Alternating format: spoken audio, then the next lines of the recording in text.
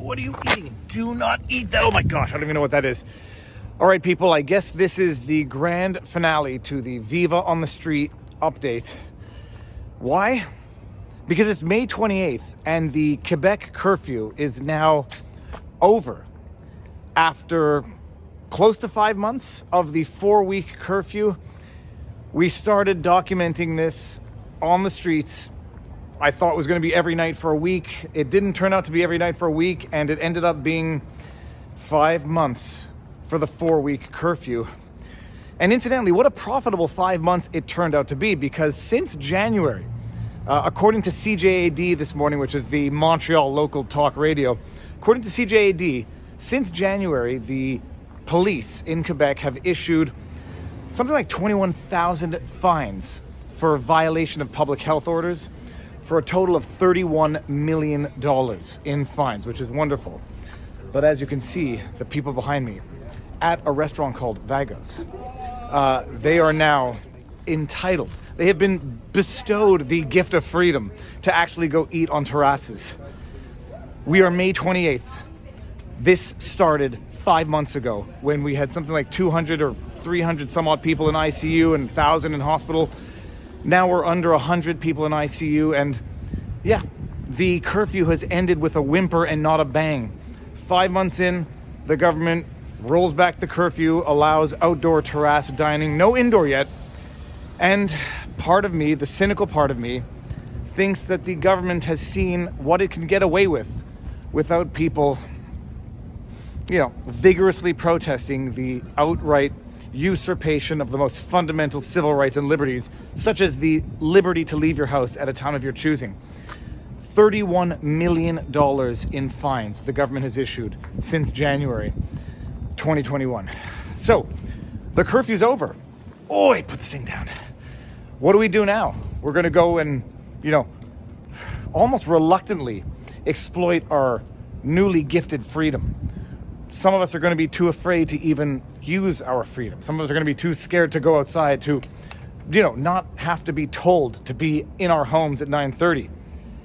But if this has taught us nothing else, and it might have taught us nothing else, it's how quickly and willingly a free society will relinquish their most basic civil rights and liberties under the prospect of fear and the potential, the hope that it will somehow gift them something of security for what they are sacrificing. As if the greatest risk is not the voluntary sacrificing of the most basic civil rights and liberties. So that's it. That is Quebec now. Ontario, on the other hand, which is the province to the never eat shredded wheat, the West, is still under something of a lockdown. They've got to figure it out because their massive wave that justified shutting down the province, putting people on house arrest, authorizing the police to stop and question people on the street if they were out with no good reason, they could be fined. Ontario is still under some form of a lockdown restriction measure. And that massive wave that I got blocked by 3 Ontario doctors on Twitter when I dared question what wave they were talking about, that wave too has turned into a whimper of a result of, whatever the wave was supposed to be, it ended up being flat. But Ontario has not yet gotten their most basic civil rights and liberties back. But what have I learned from the last 5 months? Other than how quickly people will voluntarily and willingly sacrifice their freedoms for the prospect of security, the outright rancid hypocrisy in the government. For anybody who follows François Legault on Twitter, you'll see that this guy, while Quebec is being suffocated, crushed, destroyed, demoralized, this guy is twittering about hockey. This guy's tweeting about having gone to, I don't know, some gala with his friends and family. They're all wearing face masks. They're going out to galas while the province suffocates a slow and prolonged, I won't call it death. I'm going to call it just rather a crippling demoralization. This guy's tweeting about hockey and going to the cinema and the arts. And then what else? This is not a Quebec thing. This is not an Ontario thing. This is not even a purely Canadian thing. This is a North American international thing. What's been the most... Ooh, that dog just walked right into a lamppost. That's my bad. What happened in Michigan with Governor Whitmer?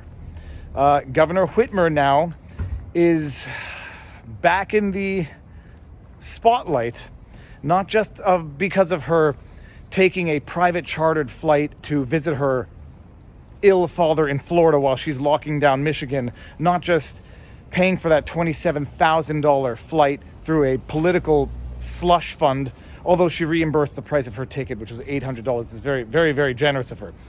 Paying for that trip to visit her father on a private charter flight that cost $27,000 that she paid for out of her political slush fund. A chartered flight, by the way, the owners of that plane apparently did not have the right to charter that flight out. They didn't register as a charter flight. And by the way, just follow Charlie LaDuff if you want to find out all of the juicy details on this, because it's glorious in its insidious corruption. Not only did she fly out of Michigan while she's locking everyone down to visit her father who's ill, because as if, she's the only person with an ill parent or an ill family member who, she gets to visit because she's a special politician. Not just is that happening at the same time, but there's the scandal. The scandal for the scoundrels of her apparent cover-up of the long-term healthcare facility deaths out of Michigan, where now it's being reported that the long-term healthcare facility deaths, old person homes, for lack of a better word, the deaths reported in old person's homes in Michigan might be 100% more than what was reported. Why might this matter? Because some of you are going to say, well, what difference does it make if people died in a nursing home versus a hospital? What difference does it make if the people who died came from nursing homes versus elsewhere? Well, the most obvious reason is that in a pandemic, when you're trying to locate and pinpoint the origins of the spread, you might need to pinpoint and locate the origins of the spread. So if you have 30,000 people dying in hospital and 20,000 of them are originating from long-term healthcare facilities, you might want to know that in terms of pinpointing the origin, in terms of determining the most appropriate remedy to the problem in order to identify the problem. If the origin of the outbreak is long-term healthcare facilities, maybe you lock down long-term healthcare facilities and not the entire state of Michigan. Maybe you pinpoint the actual source and focus on that, as opposed to sweeping measures across the state that cripple everybody, that don't actually protect the most vulnerable. And so apparently, coming out of Michigan, the old person home deaths might be twice what was reported. And incidentally, according to Charlie LaDuff's, the journalist, he does no bullshit hour. Sorry, I had to swear. The no BS hour. According to him, the reason why they stopped counting where the deaths were originating from was because it was too time consuming.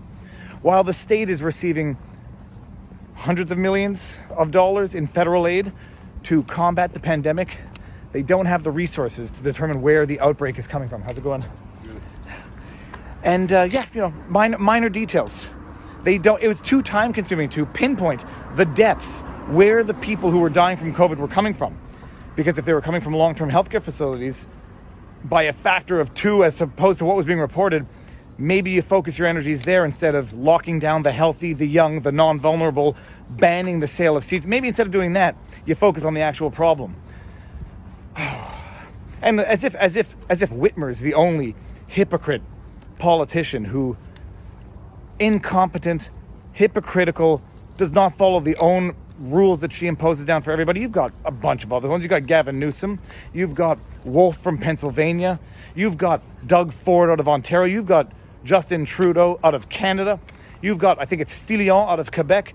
You've got that guy working for the Liberal Party in Ontario who was preloading tweets telling people to celebrate Christmas differently this year, that he pre-recorded those tweets in his house and published them while he was vacationing in St. Bart's Island. The corruption, the hypocrisy, the rules for thee but not for me are rampant across political lines, although there tends to be a tendency, a political tendency. That's not a partisan statement, that's just a matter of fact. But the worst, as far as I am concerned, and it was the object of a rant that I did earlier this week, Jagmeet Singh from the NDP, the New Democratic Party of Canada, who barely a week ago was talking to CPAC and gave a diatribe railing against right-wing extremists, saying that the people who didn't want to wear masks, it's symptomatic of right-wing extremism, selfishness, not caring for your community, not wanting to follow the public health guidelines is a sign of selfishness, that you don't care about other people around you, community. Politically demonizing the healthcare measures, the health measures that the government is imposing across society, as if to say, if you have a slight problem with them, if you object to them in principle, you're a selfish, extreme right-wing guy. What happens to him? He gets caught not wearing a face mask, breaking the public health guidelines, and his excuse: I'm sorry, I just instinctively, reflexively reverted to pre-pandemic days when I could hug people outside of my bubble, when I could, get close to friends. I just reverted to that reflexively. When he breaks the rules, it's a reflexive being human.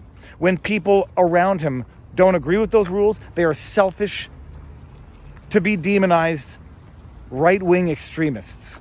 And the political opportunism of pitting Canadians against Canadians for your own political profit, while you yourself are breaking the rules, that struck me as being the most awful, insidious hypocrisy of any politician that I've seen thus far.